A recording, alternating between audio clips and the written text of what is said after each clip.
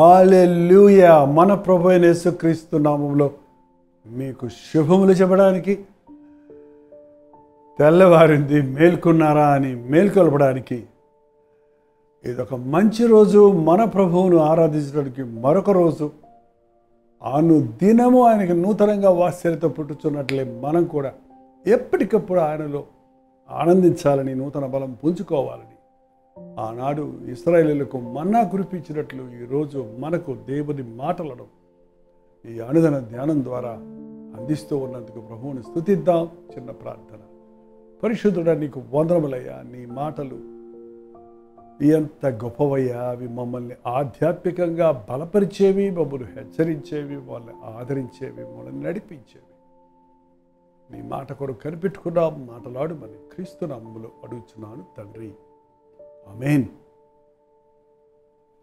వాక్యం వింటున్నారా అంటే వింటున్నాము అంటున్నారు. మందిరాలకు వెళ్తున్నారా అంటే ఎస్ అండి, మీరు చెప్పినప్పటి నుంచి వెళ్తున్నాము అని కూడా కొందరు అంటున్నారు. బాప్తిసం తీసుకున్నారా అంటే ఎప్పుడో తీసుకున్నాము అని కూడా అంటున్నారు. చూడండి, మన ఆచారాలన్నీ ప్రభు వల్ల తీసుకుంటున్నారు. మందిరాలకు వెళ్తున్నారు, బాప్తిసం తీసుకున్నారు, బైబిల్ చదువుకున్నానంటున్నారు, వాక్యం వింటున్నానంటున్నారు, ప్రార్థన చేస్తున్నానంటున్నారు. ఇవన్నీ ఎందుకోసం చెప్పండి? హృదయ శుద్ధి కాపాడుకోవడానికి. విన్న వాక్యాన్ని మన హృదయానికి అనునయించుకున్నప్పుడు మన హృదయాలు శుద్ధీకరించబడతాయి. మన స్థితిని మనం గ్రహించుకుంటాం. ఎప్పుడో సంవత్సరాలకు ఒకసారి మన హృదయాన్ని కడుక్కునే పద్ధతి కాదండి ఇది. హృదయ శుద్ధిని కాపాడుకోవాలి. చూడండి, 22వ అధ్యాయము సామెతలు 11వ వచనంలో, హృదయ శుద్ధిని ప్రేమించుచు దయగల మాటలు పలుకువానికి రాజు స్నేహితుడగును. ఏ రాజు? మన రాజు వేరు. ఈ లోక రాజులు కాదు మన రాజులు. మన రాజ్యం ఇది కాదు. భూరాజ్యాలు కావు మనవి. మనం పరలోక రాజ్యానికి వారసులం. మన పౌరస్థితి పరలోకంలో ఉంది. మన రాజు మన ప్రభు అయిన యేసుక్రీస్తు. ఆయన రాజులకు రాజు, ప్రభువులకు ప్రభు. ఆయన సింహాసనాసీనుడై ఉన్నాడు. ఆయన మనకు స్నేహితుడు అవ్వాలంటే, ఆయన మనతో స్నేహం చేయాలంటే, ఆయనకి మనకి అంత దగ్గర క్లోజ్నెస్ కావాలంటే, ఆయన మన గిఫ్ట్లు చూసో లేకపోతే మన యొక్క ఆచారాలు చూసో ముగ్ధుడైపోయేవాడు కాదు. కానీ ఆయన కోరింది, ఆయన పరిశుద్ధుడు కనుక మనం పరిశుద్ధులుగా ఉండాలి. హృదయ శుద్ధి గలవారు ధన్యులు, వారు దేవుణ్ణి చూచెదరు. హృదయ శుద్ధి లేకుండా, పరిశుద్ధత లేకుండా దేవునికి ఇష్టలై ఉండుట అసాధ్యం. ఆయనతో మనల్ని ఆయన స్నేహితుడిగా చేసుకోవాలంటే హృదయ శుద్ధిని ప్రేమించుచు, ఎప్పుడు నా హృదయాన్ని నిర్మలంగా కాపాడుకోవాలి. నా చూపుల ద్వారా, నా మాటల ద్వారా, నా క్రియల ద్వారా, ఈవెన్ నా ఆలోచనల ద్వారా నా హృదయాన్ని మలినపరుచుకోకూడదు. శారీర సంబంధమైన, లోక సంబంధమైన, అబద్ధమైన వాటిని ఆలోచించేవారు, లోక కార్యాల్లో ఇరుక్కునేవారు తమ హృదయాన్ని శుద్ధిగా కాపాడుకోలేరు. నాకు తెలిసండి, వ్యాపారస్తులు కానీ, రాజకీయవేత్తలు కానీ వారి హృదయాలను శుద్ధిగా కాపాడుకోవటం చాలా కష్టం. Maybe impossible. ఎందుకంటే అబద్ధమును ప్రేమించి జరిగించే వారు అందరూ అనింది బైబిల్లో. అబద్ధం చాలు మన హృదయాన్ని అపవిత్రపరుస్తుంది. అబద్ధాలు చెప్పకుండా ఎలా బతకగలమనే లోకంలో మనం ఉంటున్నాం. కానీ అబద్ధం ఆడకుండా నీ పెదవులను కాచుకుంటే నువ్వు దేవునికి స్నేహితుడిగా ఉంటావు. నీ మాటలు వంకర మాటలుగా, మాయ మాటలుగా, డంబాలుగా, అబద్ధాలుగా ఉండకూడదండి. మన మాటలు దయగలిగిన మాటలుగా ఉండాలి.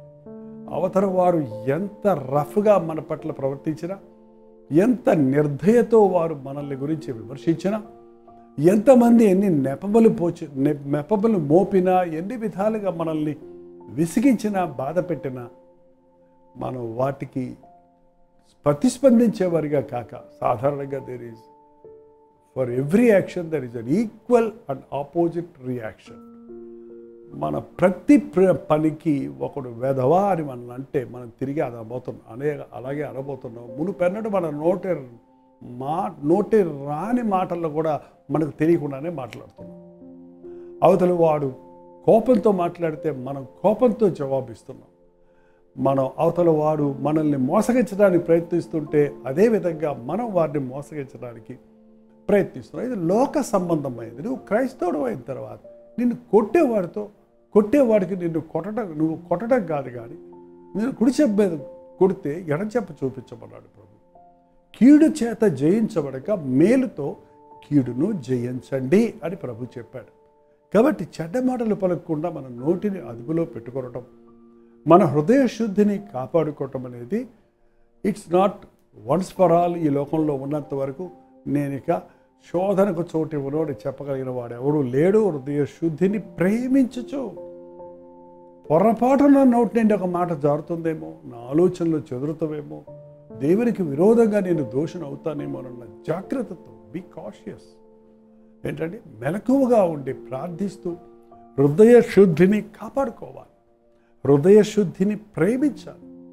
ప్రభువును గాయపరచడానికి పరిచే విధంగా మనం ఈ లోకంలో మనుషుల్ని సంతోషపెడతానికి జీవించడం వల్ల ప్రయోజనం లేదండి. మనుషులు బాధపడ్డ పర్వాలేదు, కానీ దేవుని ముందు నేను యథార్థంగా ఉండాలి. మనుషులందరూ నన్ను అసహించుకున్నా పర్వాలేదు, కానీ నేను నా నోట అబద్ధమాడను అనే స్థితిలో మనం ఉండగలిగినప్పుడు దేవుడు మనకు స్నేహితుడవుతాడు, రాజు మనకు స్నేహితుడవుతాడు. హృదయ శుద్ధిని ప్రేమించుచు దయగల మాటలు పలుకువాడు వానికి రాజు స్నేహితుడవుడు. మరొకటి హృదయ శుద్ధి.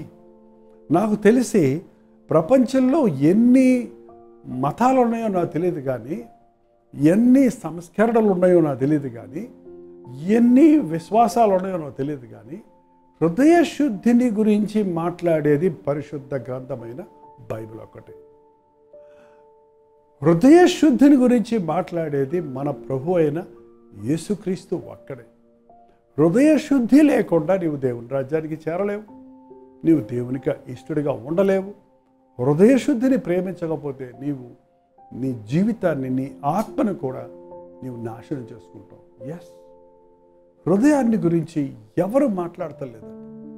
లోకంలో మనుషులు కొన్ని బహిరంగమైన ఆచారాలు పద్ధతులు వెంబడిస్తే సరిపోద్ది అనుకుంటున్నారు. ఆనాటి పరిచయుల వల్లే తల్లటి వస్త్రాలు వేసుకుంటే సరిపోద్ది అనుకుంటున్నారు. నీతి వాక్యాలు చెబుతుంటే వల్లిస్తుంటే చాలా అనుకుంటున్నారు. భక్తి వేషం వేసేవాళ్ళు బోల్డ్ మంది ఉన్నారు. హృదయ శుద్ధిని కలిగిన వారు ఎంతమంది ఉన్నారు? హృదయ శుద్ధి అనేది మనుషులు చూడలేరు, కాబట్టి మనుషుల కొరకు చేసేది కాదది. నీ దేవునికి ఇష్టడుగా నీ ఉండటానికి ప్రయత్నించాలి, ప్రార్థించాలి, శోధనను జయించాలి. అదే మన ప్రభు చెప్పేది. ఎందుకంటే మన హృదయం మంచిది కాదండి. మీకు తెలుసా మీ హృదయం ఎంత చెడ్డదో? చూడండి ఒకసారి మార్కు సువార్త 7:21 హృదయంలో నుండి అనగా మనుష్యుని హృదయంలో నుండి, కుక్కలు నక్కల హృదయాలు కాదు సుమ, మనుష్యుని హృదయంలో నుండి దురాలోచనలు, జారత్వములు, దొంగతనములు, నరహత్యలు, వ్యభిచారములు, లోభములు, చెడుతనము, కృత్రిమము, కామవికారం, మత్సరము, దేవదూషణ, అహంభావము, అవివేకము వచ్చును.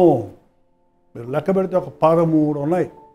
హృదయంలో నుంచి, ఒక ఫ్యాక్టరీలో నుంచి, స్వీట్స్ ఫ్యాక్టరీలో నుంచి స్వీట్స్ వచ్చినట్లుగా, ఏంటండి ఒక్కొక్క ఫ్యాక్టరీలో, సిమెంట్ ఫ్యాక్టరీలో నుంచి సిమెంట్ వచ్చినట్లుగా దాంట్లో ఏది ఫీడ్ చేస్తామో దాని ప్రోడక్ట్స్ బయటకు వస్తాయి.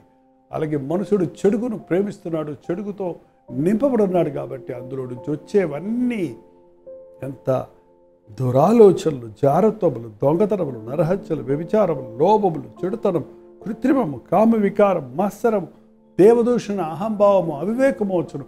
ఈ చెడ్డవన్నీ, ఇవన్నీ చెడ్డవి, ఇవన్నీ లోపటి నుండి వచ్చి మనుష్యుని అపవిత్రపరుస్తున్నాయి.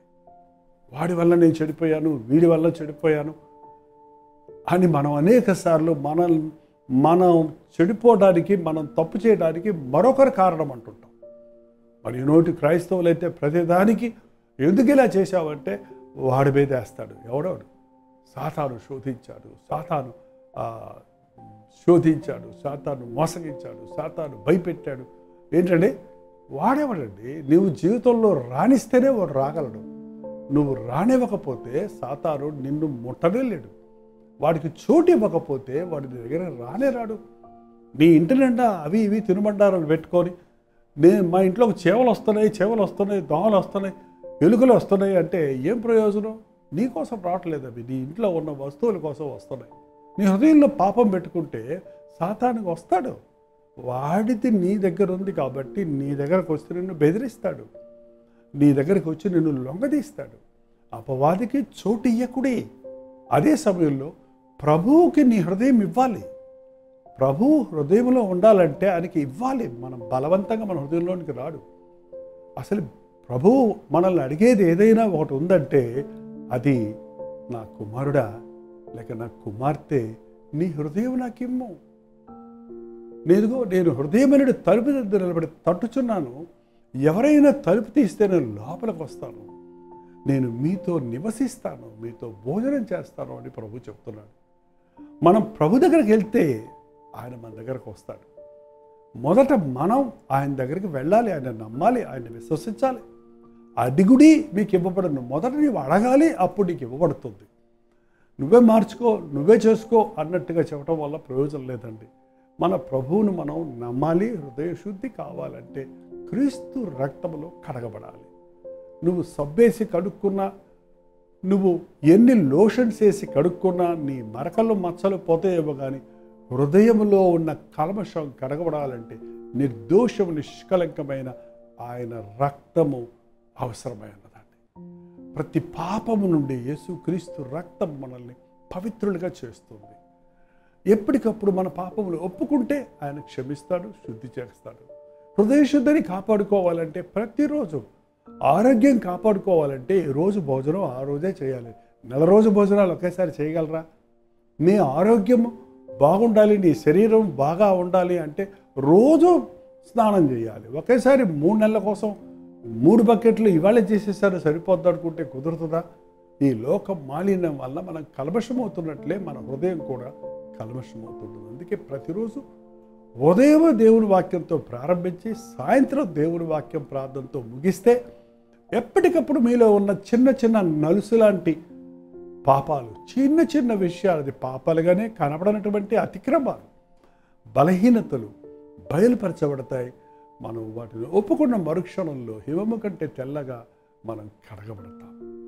క్రైస్తవ భక్తి హృదయ శుద్ధిని కలుగజేసేదే కానీ ఈ లోక సంబంధమైన ఆచారాలు పద్ధతులతో ఉండేది కాదండి. భక్తి వేషాలతో మనుషులు తమ భక్తిని చూపించాలని ఆశపడుతున్నారు కానీ హృదయాన్ని పరిశీలిస్తున్న ప్రభువు ముందు నీ హృదయం సరిలేకపోతే నీవు ఆయన రాజ్యానికి వారసుడు కాలేవు. ఆ గారడీ సీమోను అందరూ నమ్ముతున్నారని తను కూడా నమ్మి బాప్తిసం పొందాడట. పేతురు యోహానులు ప్రార్థిస్తుంటే పరిశుద్ధాత్ముడు వారి మీదకి రావడం చూసి ఈయన ఆ డబ్బు సంచి తెచ్చి పేతురు ముందు పెట్టి, నాకు కూడా ఎవరి మీద చేతులు పెడతానో వారికి పరిశుద్ధాత్ముడు దిగివచ్చినట్లుగా నాకు ఆ అధికారం ఇవ్వండి, నాకు ఆ గిఫ్ట్ ఇవ్వండి అని అడిగాడంట. నాకు పరిశుద్ధాత్మ ఇవ్వండి అని అడగటం లేదు. నేనెవరికి పరిశుద్ధాత్మను అమ్ముకుంటాడు గోబులు. నీ హృదయం దేవుని ఎదుట సరిలేదు కనుక నీకు ఈ విషయంలో పాలు పంపులు లేవు. హృదయం దేవునితో సరిలేకుండా దేవుని సన్నిధికి మనం చేరలేమండి. నా హృదయంలో నేను పాపమును లక్ష్యము చేసినట్లే యెహోవా నా మొర ఆలకించడు.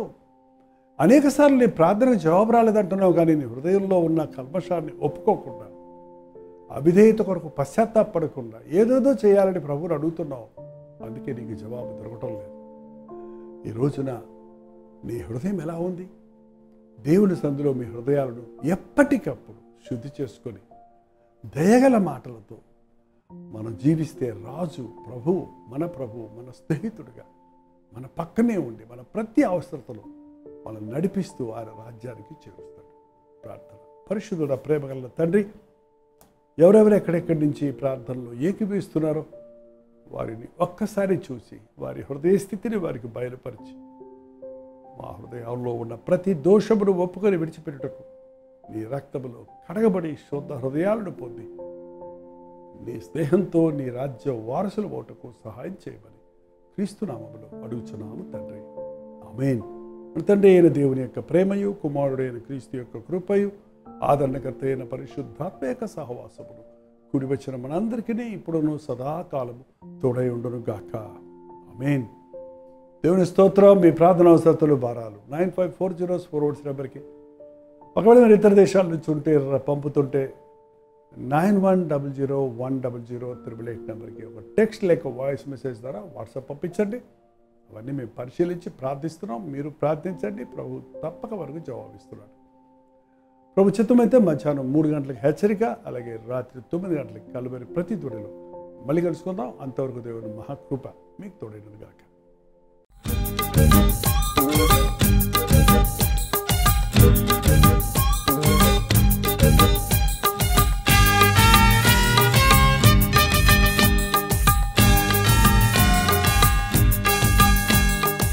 హల్లెలూయా. దోహా పరిసర ప్రాంతాల్లో ఉన్న వారికి శుభవార్త. ప్రభుచితమైతే ఈ నెల నవంబర్ నెల 26, 27 తారీఖుల్లో 2 దినములు ప్రత్యేకమైన సువార్త కూడికలను ఖతర్ దేశంలో ఉన్న దోహాలో ఏర్పాటు చేస్తున్నాం. అక్కడ ఉన్నటువంటి దైవజనులు ఈ మీటింగులు ఏర్పాటు చేయడం జరుగుతుంది.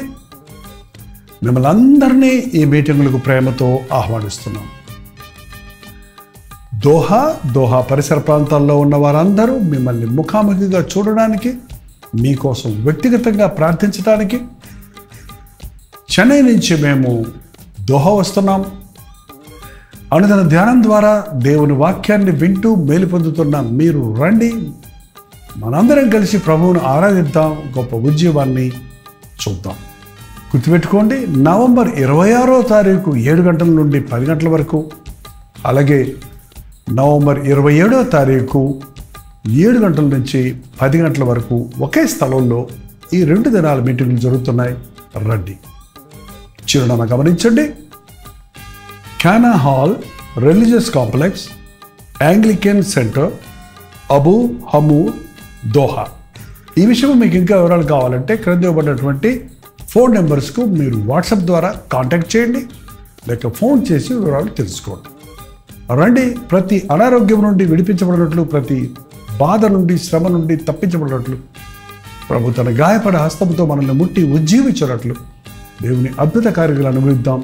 రండి, పాల్గొనండి, దైవాశీస్సులు పొందండి.